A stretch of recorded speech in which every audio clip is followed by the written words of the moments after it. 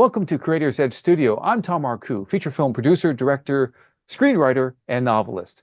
And this is John Colton, and I am the creator of ColtonComics.com, writer, illustrator, and screenwriter. and also the creator of Paul Bunyan versus Dracula. We're going to talk about Inside Out 2. We're going to talk about Borderlands, and we're going to talk about what's going on with film directors. John, what do you think about those films? What do you think about film directors? Well, I took my family to see Inside Out 2 at the drive-in. What an experience. Ah, Everybody loved the movie. Really, it was the best sequel that Pixar has had since Toy Story 2. wow. Just a phenomenal film. Excellent. Can't recommend it enough. I think it is the highest grossing movie this year, Ah, but if anyone hasn't seen it, see it as soon as that, you can. that includes me. What do you feel about the influence of the director or directors on Inside Out 2 in terms of making it excellent? Well, it looked like they put the time in to craft something that was meaningful, had great story and beats, and just timeless. Gotcha. I think 30, 50 years from now, it's still a great movie. Excellent. So it touched the heart. It touched on realities of human beings and our journey, maturing and things like that. Right. And there were so many great, great jokes and moments that were for grown-ups as Hmm. well as kids. Something that mom and dad could laugh at and grandma could laugh at, and then Hmm. other parts kids found hysterical. Ah, The adults also found the kids stuff hysterical. excellent. I Excellent. remember someone saying, and this was about books, but it applies to movies also. Hmm. But they said if you're reading a book to your kids and Hmm. you're bored out of your mind, throw that book away Okay. because it's bad for them and it's bad for you. And the best children's literature will also move an adult. The Grinch Who Stole Christmas. Hmm. And I've probably read that book every Christmas for about the last 15 years. Wow. And it's still good. Yes. And I can't wait to read it again this Christmas. But, that just comes to good storytelling. Right. Well, this is addressing what we're talking about. A film director knows story, which means if the screenplay is not there yet, the film director will go to the writers and say, we're not there yet. Let's go for another draft. We're missing something. Just today, someone in my circle asked me to consult on their story. And I was talking about different things, like how the narrator of the story, that this was on paper. So the narrator of the story was intruding in the experience because instead of the story being immersion, something was sticking out and disrupting the experience and the immersion. And so a film director will see when it's not there yet and point it out, saying, I know we can do better. It's not there yet. Now, you, as a publisher of comic books, graphic novels, you work with artists. So when you're directing as a producer, publisher, how do you work with the artist? My role for the books that I'm on right now is more of a producer screenwriter. The artist becomes the director and they get to pick Ah, how the actors perform hmm, and what the lighting looks like hmm, and how all the scenes are set and the pacing and story. I just kind of encourage them. And uh-huh. really, with one of the artists I'm working with right now, I mean, everything is so sensational. Wow. I just tell him, like, wow, like, hey, these pages look amazing, and you are making me look like a great writer. How cool. That's the ideal thing when you have real synergy. A couple of times I have had feedback because he's a great artist, he's open to feedback, Ah, and we can have those discussions. gotcha. Hmm. I took storyboarding from Roy Gibbs, who Hmm. was a storyboard artist at Pixar, Ah, and we would present our storyboards, and he would always, push us to add a little more, do a little more, like maybe another gag here, another gag there, or mm, well, this is interesting. What else could we do with this, and what are some other directions we could take it? Roy he was one of my favorite teachers. He's since passed on. He worked as one of the main storyboard artists on Monsters Inc. ah, And his daughter actually did the voice of Boo in the movie. really? Wow. And that synergy is what you're hoping to achieve. It was in his class that I heard something I've told you before Hmm. from another storyboard artist. I think it was a guest speaker or one of his friends who had worked at Pixar and another company uh, who won't go named, Oh but boy. the Pixar producer told everyone at the start of production that he wanted feedback from everybody. And he Okay. didn't care what stage of development they were at. If you had something to add, another joke or another idea or another direction that you thought was clever, feel free to speak up. Okay. And he said everybody felt free to speak up and they were making, dynamite movies. Hmm. Whereas he said with another studio, they started That's not production. Pixar. I remember this It's story. not Pixar. That's Yeah. not Pixar. Yes. And the producer basically gave the same spiel at the Hmm. start of production. And then somebody had a suggestion for a different direction Hmm. to go that would add a few jokes into the story. Right. And they had kind of talked it around with other artists, Hmm. and everybody loved it. And everybody told them, "Oh yeah, you should tell the boss about this. This is a great idea. This is a home run.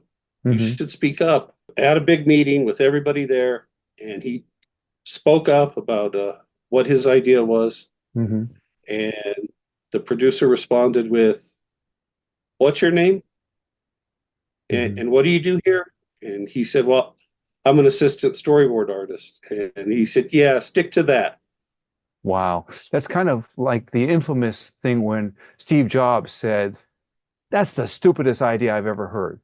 So Steve Jobs, who's passed, and this unnamed producer at this unnamed animation company, both of these guys step on people, and it looks like there's a lot of ideas they never heard because people were going to say, "I'm not going to stick my neck out, not to that jerk."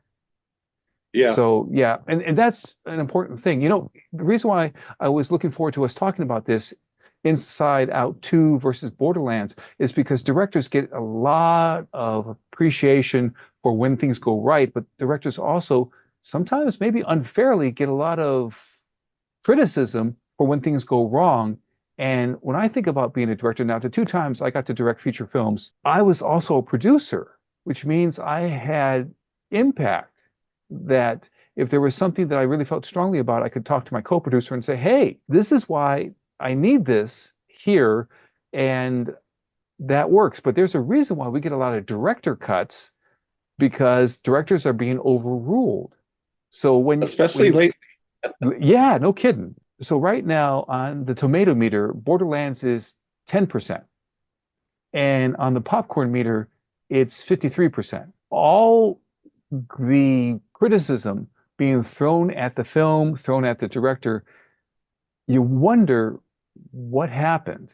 And we'll never know because we weren't on set, we weren't in the editing room, we didn't get the notes. And so I have three main points about what directors can do trying to guard the quality of their work with an understanding that they're being squeezed from bottom and top, that producers will override. In fact, M. Night Shyamalan was overridden. He didn't want the summary of images at the end of The Sixth Sense. Thank goodness the producer overrode him because that really made a great ending for The Sixth Sense. But that was a producer who had power over the director, but that was a creative stamp that helped. But there That are one's debatable. really? I can see both sides of that Hmm. because that was a huge what you call a coffee talk movie, Okay. right? Right, right. And I think the coffee talk would have been more intense without that ending. Okay. So So let's it's share what debatable. I'm not 100% one way or the other, but right. But let's share what coffee talk is. So, yeah. in my classes, when I taught graduate students and college students at a particular university, what I would do is I would say coffee talk is when after you see the film, you're at a coffee shop and you're talking. And people would have different interpretations. Now, for a lot of films, that's really cool because that means the film has continued life beyond just one viewing.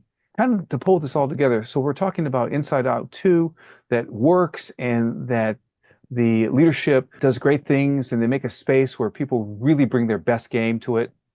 And then we have other situations like Borderlands where it doesn't work for an audience. It would have been terrific if they had seen what wasn't working and maybe have 4 days of reshoots to make it better, that kind of thing. For example, this is what gets me.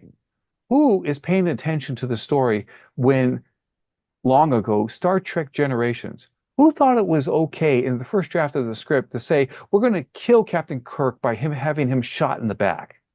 How is that going to be okay? Who's going to say that's okay? You don't need a test market to could you talk to somebody like someone on the crew or in the cast? Even Shatner would have said, I don't think having me shot in the back. See, I'm saying he would And say he me. probably did. Yeah, I would think he would. Because William Shatner would protect his character, Captain Kirk. And you can protect your film by learning what are the darkest secrets of film directing, how successful film directors overcome hidden traps. That's the book, available in print, ebook, and audiobook form. Get your copy today. Quentin Tarantino, Mm-hmm. 100% responsible for the success or failure of his movie. Okay. Same thing with Christopher Nolan. Right. He writes it and he directs it. Right. It's his baby. Mm-hmm. Co-writes it. I mean, often he's Yeah, working with his yeah. brother. Yeah. So to pull this all together, I like to remember certain things. I like to encode them. I remember what directors could do when they're confronted with pressure from crew and actors and pressure from the suits, the executives. Just like a director would make sure that the scene was lit, L-I-T. So it's listen. In the image of great directors, we include Channing Godfrey Peoples and Jane Campion. Now, some people note that women directors often are great listeners. Now, here are 2 things so that you can be a great listener. First, develop a true curiosity. That's when people feel that you're authentic. You actually are curious about what they're doing and how they want to express themselves, and you're right there with them. The second thing is learn how to say back what you heard in this way. So it sounds like you're saying A and B are important. Do I have that about right? And then as they tell you what they really mean, you can also say, oh, is there anything else I should know? This helps you ask the right questions and demonstrate that you're truly listening. The second part was intend and rehearse. So if you're going to talk with an actor, for example, Michael Mann said that you don't direct the different actors, Robert De Niro or Al Pacino, the same way, or Tom Cruise. You don't direct them the same way. Maybe somebody like Michael Mann might rehearse in his own thinking, but I really am a person who actually rehearses with trusted advisors before I go into a tough situation, whether it's with someone who has the purse strings or if it's an actor or something like that, I rehearse. And then finally, T is to target their wants and needs. For an executive who wants to put their own creative stamp on something, but the other thing is also to be aware of their needs. Well, they do need to have, a future at whatever studio they're at. They do need to make something work. And so maybe to say that, I'm really feeling that this detail would actually torpedo the project. And man, we'd get a lot of flack. You'd probably hear from Joe, a higher up, that, wow, how did that decision get made? That kind of thing. So you're targeting whoever you're talking to, their wants and their needs. To be fair, to be realistic, many times directors don't have all power. Many times directors are overruled. And they're going to have to be performers. They're going to have to be actors. They're going to have to rehearse. They're going to have to persuade. They're going to have to connect with their audience, whether it's an actor, a crew person, or an executive. Well, I like the acronym LIT. I think you're right. They are the primary responsible person, Mm-hmm. but at the same time, it isn't 100% in their control because it's not their money. If somebody really wants to make a film, there are even contests for films shot on iPhone. So the idea is that you can tell your story if you are called to tell your story.